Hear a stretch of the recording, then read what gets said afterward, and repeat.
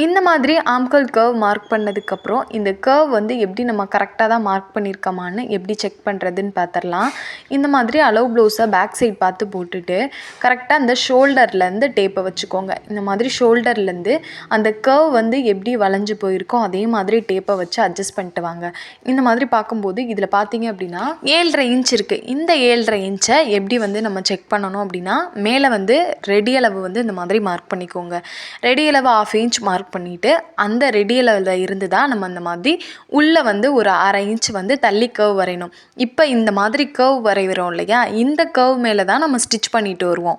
நம்ம முன்னாடி வரைஞ்சிருக்க கர்வ் பார்த்திங்க அப்படின்னா தையலுக்காக விட்டது.